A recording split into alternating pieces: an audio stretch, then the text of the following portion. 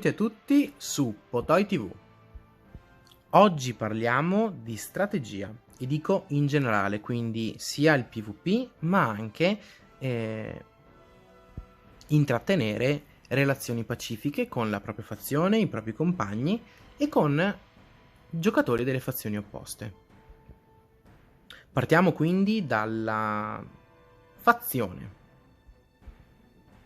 Quando iniziamo il gioco possiamo scegliere a quale fazione appartenere, a quale regno, in quale regno entrare.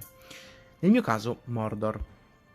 Quando si sceglie quindi possiamo avere accesso alla chat di fazione e vedere tutti i giocatori che ne fanno parte. Qua ci possiamo scrivere e tutti lo possono leggere.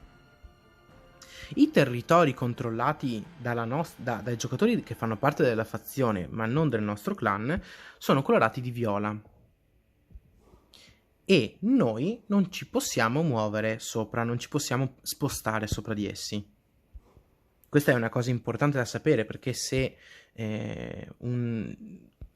noi andassimo a conquistare un territorio che, per esempio, lo prendo come esempio ma non è un esempio corretto, questo giocatore si sta muovendo verso questo terreno da 130, se fosse libero e se io lo andassi a conquistare, il suo esercito verrebbe rimbalzato indietro, ed è una cosa che sarebbe meglio evitare il più possibile, per evitare malumori e malcontento tra i giocatori.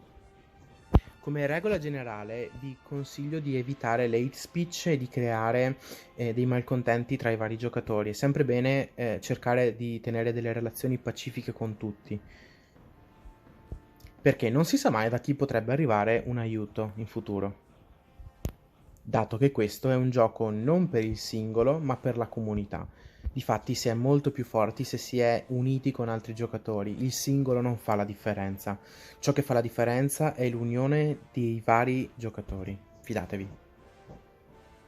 Un esempio ne è proprio la nostra situazione. Gondor ha la maggior parte dei giocatori attivi del server, mentre noi avevamo i giocatori più forti, come il nostro capo di fazione per esempio. Lui ha mantenuto delle relazioni un po' di attrito con Gondor, hanno sempre avuto qualcosa da dirsi e non c'è mai stato un vero e proprio, una vera e propria relazione di pace tra di noi, sia perché il nostro comandante, il nostro capofazione voleva dei territori a prescindere, ma anche perché anche i capi di Gondor non hanno sempre mantenuto un buon tono e quindi sono create questi attriti che hanno portato alla scomparsa della nostra fazione. La fazione di Gondor ha agito bene perché si è creata l'alleanza con Lindon e stanno dominando il server. All'interno dei regni si possono creare delle brigate o dei clan. Questo è molto utile perché ci si può radunare in un centinaio di giocatori, massimo 100, e grazie al clan, alla brigata, si può accedere alla meccanica della dichiarazione di guerra. Cosa significa? Significa che noi potremo fare il massimo danno da assedio quando combattiamo in un territorio controllato da una fazione avversaria. Altrimenti, se non avessimo lo status di guerra attivo, che è una cosa che si può dichiarare, avremmo un debuff del 70% ai danni che facciamo. Oltre a questo possiamo accedere alle strutture della fazione, quindi magari dei territori che ci forniscono più potere, anello e più risorse, ma possiamo anche accedere alle fortezze di fazione che ci permettono di spostarci all'interno dei territori, che è una cosa molto importante. Scusate, fortezze di brigata, non di fazione. Si incorrono a dei vantaggi di risorse che ci forniscono tutti i giocatori che conquistano dei territori da 200 potere in su, quindi una cosa molto importante. Bisogna scegliere con cura a quale brigata, a quale clan fa entrare. Per mantenere un buon livello di gioco è bene giocare con dei giocatori che sono molto amichevoli, che vi danno consigli, ma anche se riuscite a formare un vostro gruppo di amici, come ho fatto io con Knorr, con Mooney e con altri 2 giocatori che in questo momento non sono qua vicini, quindi non vi sto qua ad elencare. In linea di massima il consiglio è di mantenere sempre dei buoni rapporti anche quando si incorre in attriti, come ad esempio nella fazione si può tradire un giocatore È bene comunque mantenere un buon rapporto, per esempio, come ha fatto questo ragazzo, mi ha tradito, ha preso 3 miei territori e mi ha detto guarda, avevo bisogno di quei territori, li prendo, ma guarda che non è nulla di importante. E come vedete gli ho risposto che non è stato un problema. In questo gioco la diplomazia la fa tanto da padrone. Per questo è importante anche mantenere dei buoni rapporti con giocatori di altre fazioni e creare delle alleanze tra regni.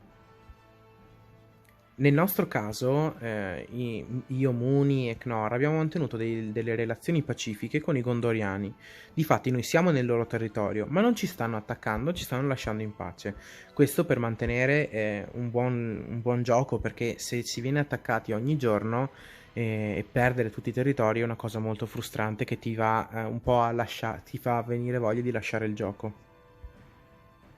In quest'ottica bisogna anche ricordarsi che la stagione attuale è importante, ma la stagione successiva non è detto sapere con quali giocatori finiremo, sempre dello stesso server, ma vi ricordo che si può cambiare fazione, si può cambiare un po' tutto, quindi non è dato sapere con chi finiremo e mantenere dei buoni rapporti di amicizia è importante proprio anche in quest'ottica qua.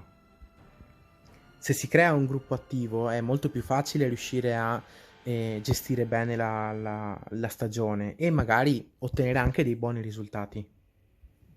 Quindi il mio consiglio è anche quello di crearvi degli amici e decidere un po' insieme dove andare. Noi per esempio decidiamo come gruppo dove andare, io, Muni, Knorr e gli altri due abbiamo deciso insieme la prossima stagione in che fazione entrare e come giocare.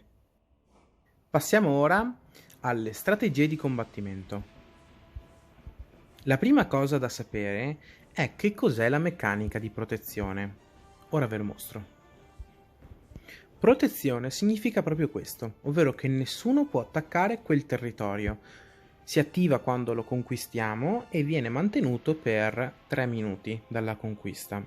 Quindi se un comandante nemico si sta muovendo verso quella casella e noi la conquistiamo prima di lui arriverà nella casella e verrà rimbalzato indietro senza combattere, quindi sprecherà energie e sprecherà tempo.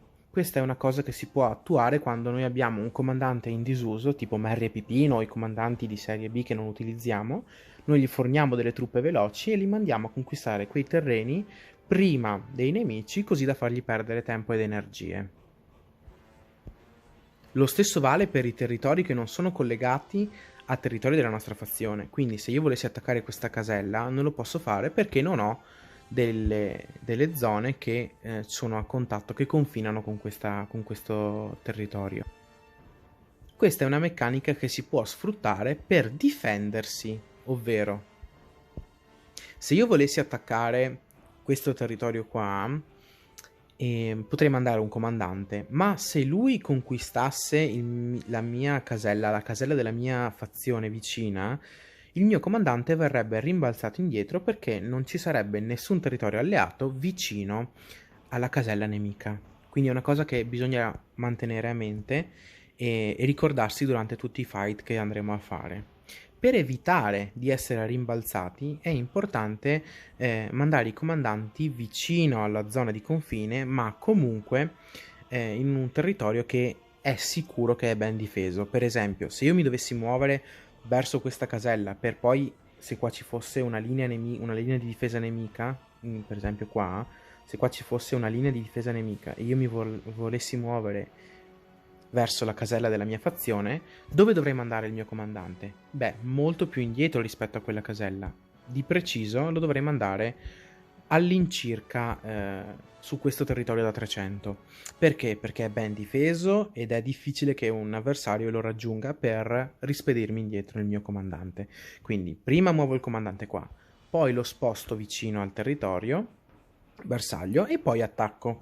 In questo modo possiamo evitare di essere rimbalzati. Passiamo ora a quali truppe sarebbe meglio utilizzare. Se affrontiamo dei nemici, degli avversari che usano principalmente truppe a distanza, è meglio utilizzare delle truppe che siano più efficaci su di loro, come i cecchini, che hanno danni aumentati proprio agli arcieri, o come i dragoni, che hanno meno danni che subiscono dagli arcieri. Altrimenti ci sono anche i Dunedain, che permettono di attaccare come i cecchini principalmente le unità a distanza. Se invece andiamo ad affrontare molte truppe di cavalleria, è bene utilizzare qualcuno efficace per loro, quindi magari le guardie della cittadella, scusate, le guardie della torre, che hanno addestramento anticavalleria, quindi fanno più danno alle truppe a cavallo, oppure lo stesso vale per gli incursori, che hanno anche loro maggiore danno verso le truppe di cavalleria. Il consiglio generale che vi do è quindi di guardare le truppe dei comandanti nemici e costruirvi un esercito di conseguenza, quindi efficace contro di loro. In questo modo vi permetterete di vincere molti più fight e di perdere meno truppe. Insomma, di essere più efficienti nei combattimenti. Per fare questo è importante sapere la classificazione delle truppe. Ci sono quelle classiche che sono facili da comprendere, quindi le sentinelle, i balestrieri, i cecchini sono evidentemente truppe a distanza. Poi ci sono le classificazioni più specifiche, quindi per esempio i cavalieri arcieri, che sono truppe a distanza a cavallo, che appartengono a due famiglie differenti. Questo lo si può osservare guardando la descrizione della propria truppa. In generale bisogna fare riferimento a questa voce qua. Quindi se c'è una nostra unità che dice efficace contro tal dei tali, tipo unità a distanza, unità da mischia, bisogna guardare questa dicitura qua. Se invece c'è una dicitura che dice contro unità grandi, unità a cavallo, bisogna guardare queste diciture qua. Ora vi faccio vedere quali sono quelle delle unità grandi.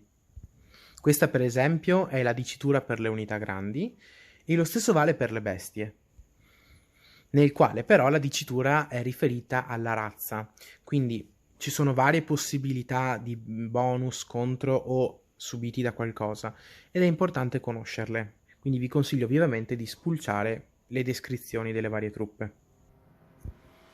Lo stesso che vale per le truppe vale anche per i comandanti. Ci sono degli eroi che sono più efficaci contro altri, come ad esempio la mia Adunè, che ha l'abilità che annulla le cure di tutti, è più efficace contro un Gandalf rispetto che contro, non so, degli altri comandanti come il Witch King. Questo perché la build, in questo caso di Gandalf, è costruita principalmente per curare. Quindi il fatto che lei blocchi le cure mi permette di sfruttare al meglio i danni che infliggo. Poi anche la composizione delle mie truppe mi permette di passare attraverso la build avversaria, nel senso, mi spiego meglio, conoscevo bene contro cosa stavo andando, perché so che Gondor utilizza principalmente questi cavalieri del cigno, ovvero delle truppe ad alta difesa che permettono di assorbire i danni nei primi turni. Quindi cosa ho fatto? Ho utilizzato una truppa che bypassa la difesa, il corsaro. Ho utilizzato una truppa che attacca principalmente la unità più debole, quindi con meno difesa, e ho utilizzato anch'io una truppa che assorbe i danni. Con questa composizione sono riuscito ad affrontare al meglio l'esercito del mio nemico.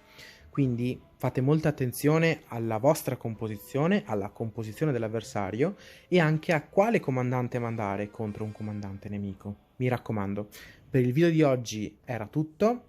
Io vi ricordo di iscrivervi al canale, di accendere la campanellina, di mettere like al video se vi è piaciuto, di commentare se volete farmi delle domande e di condividerlo. Per oggi è tutto. Ciao ragazzi!